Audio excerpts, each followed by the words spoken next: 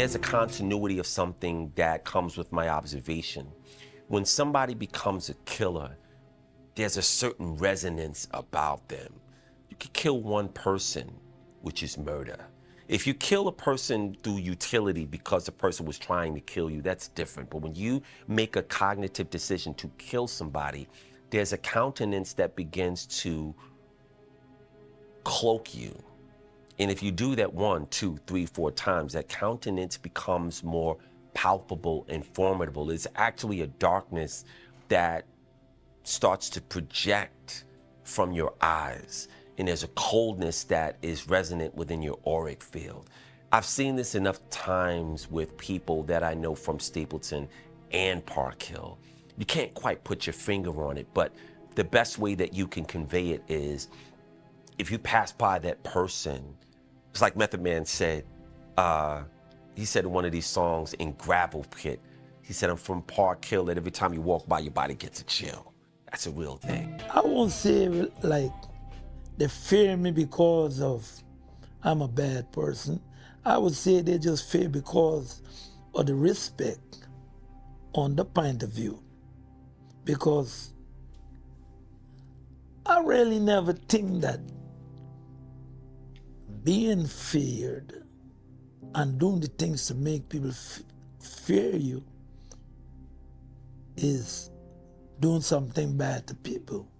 I mostly would say that people might be fear of me because the order of the things that I'm capable of, but not of the things that I did.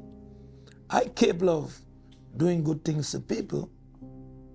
When I say doing good things to people, well, doing good things for people. But I have so much of people that like me or who used to be with me. People fear them. They really don't fear me. They might fear the people that I used to be with. Well, after I went to prison, I realized it really ain't worth it. The reason why it don't worth it, you can't spend these money in prison. And in prison, you could only spend $360 a month. And what you could buy? You really can't buy nothing in prison. Like crackers. You eat a little more cheese, or you might buy a Snickers better than the next man. All right, Dusty did wrong, period. Is there redemption in it? I don't know. I don't know if there's any redemption in it, but I can tell you, Dusty was set up in a situation where he was allowed to do what he did, okay? But there's always more than one side to every story, okay? Dusty was a violent drug dealer that imposed his will on the community. Yes, there's no doubt. However, the people that were closest to him, the people that he cared about, his family, his closest associates, and sometimes people in the community in general would say a lot of great things about Dusty. That he was someone you can trust and someone you can deal with, someone that was basically a great guy. So the question is, what Dusty do you see? And what Dusty did you come across?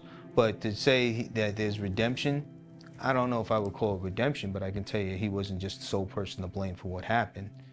And there was a side to him that was concerned about the community, a side of him that when he had everything in order, didn't allow the crime and the violence and to go on in Park Hill, unless he was the one causing it. But as long as you fell in line, there was no need for that. And so that's how I would characterize his redemption story. I never regret my life.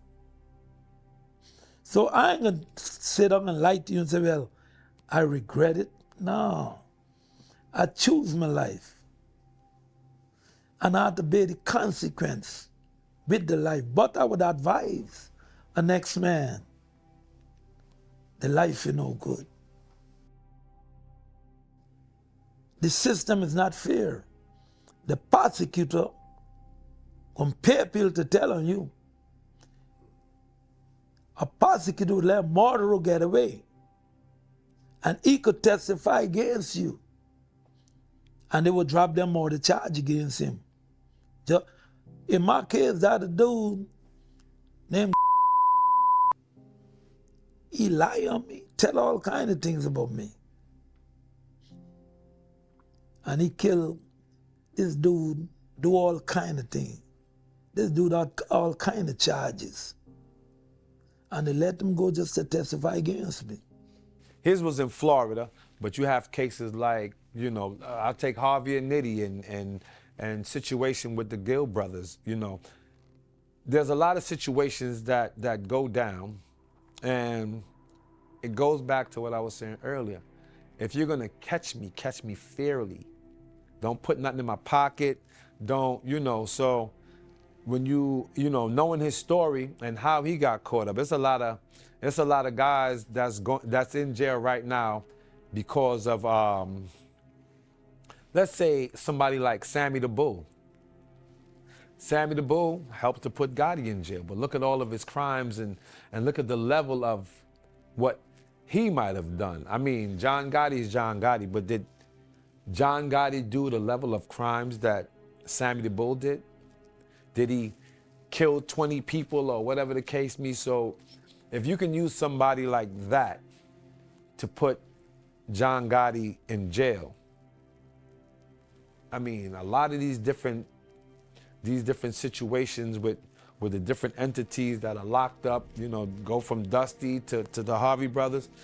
You know, if you're gonna catch these guys, catch them fairly. But if they feel they can't get you one way, they're gonna get you one way or another. And I guess though he been victimizing, he also became a victim too, where they took a lot of years from him just to let him go after all these years to say that, you know, maybe, okay, you might have did some wrongdoings, but you was also done wrong too. So, you know, it's just it's a very swishy parallel, so to speak, you know. But it's how the system roll. They got people to make money in prison. Prison is a money thing. Prison ain't just like you going in prison, you're coming out. Most people when they go into prison, they're going to work in the factories. And prison make all kinds of things. What do they make besides license plates? No, the states make license plate or, but they make they do carpentry, they make furnitures, they do mail bags, they do a whole heap of things you wouldn't believe they do. And these factories actually pay next to nothing in these prisons. But it's not the people's fault because they don't force you to work. In prison, you volunteer. And once you volunteer, they lay work in the factories. So it's a big industry thing, it's a money thing. These people own these factories. They call it unicorns. People own them. And it's like a corporation. People got shares in them. I believe the laws of Clinton time. But you see, in George Bush time, Republican time, George Bush time, them people change. That a lot of changes too in these laws. And I benefit from the laws of the Republican mostly because when Trump go in power and they change the law, which in Obama they changing some, but in Obama time, I write for clemency, they never give me clemency. But when Trump get in there, Trump make these laws radioactive from in the 80s. Trump laws went back from the 80s. This is how I benefit. But in Clinton time and Obama time, these laws was radioactive from the time, but not back. But when Trump changed the statutes, he make it beneficial to the people that who was sentenced from in the 80, like from 88 or 87, radioactive. So I benefit from that law. There's how I get back into the court. And they give me immediate release because they feel like from 5 to 40 statute law, they gotta charge you with a certain amount of drugs before you could be 5 to 40. And they gotta charge you with another quantity to get 10 to life. So my charge was some 10 to life. But when the statute changed, it changed to 5 to 40. You had to get 28 grams to get 5 to 40. And you got to get 280 grams of cocaine to get 10 to life. So my whole statute changed. Remember now, I already did 30 years in prison, flat. So when the statute changed and it went before the judge said this man actually do 31 years flat because I did 300, I think, and 69 months. I did. So the judge said he actually do a 40-year sentence flat. So I'm gonna lose him because he fit the criteria to be released. And the judge gave me immediate release. And this is how I was able to come home. I ain't seen none of my babies grow, none.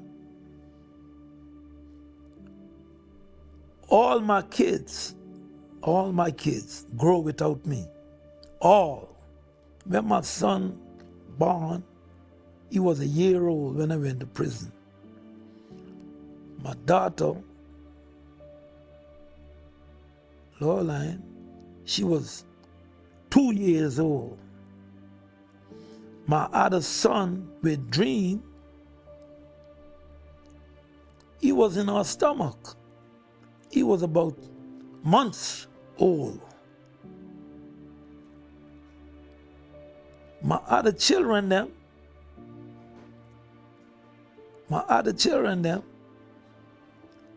they was just year and two. So I had nearly about 6 kids of mine that don't know me and I don't know them. My children, mother died, which is Dream. I love her bad, and she passed away. I ain't get to meet them. Or my children mother, which is Bonnie, well, not children, one child mother, which is Bonnie, she died. And it hurt me a lot when them two passed away, you know. And people don't understand that side. This is the reason why I'm telling people today. And now, man, I gotta leave the crime alone. Do something else because you mightn't get to see your children grow.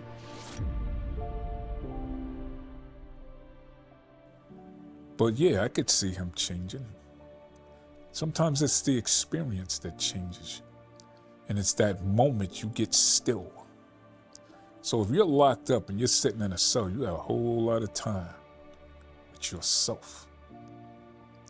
And when you start being alone that much, that many hours, shadow work almost becomes automatic because you start to see yourself now.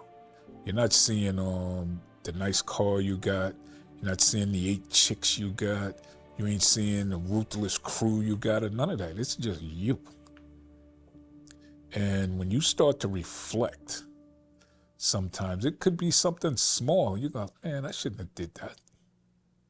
Why did I do that? That's the real question. Why did I do it? I didn't need to do that. I had this, I had that. I could have let that slide. I could have just snatched this guy up, beat the shit out of him, let him know it could happen, and left it at that. Because that says a lot. That means you're accessible. So you probably ain't gonna try no shit like that again. But yeah, you can change. Many people have changed. They've done worse. People can change. I changed. I went from crackhead to like wanting to be a real human being again. Yeah, people change.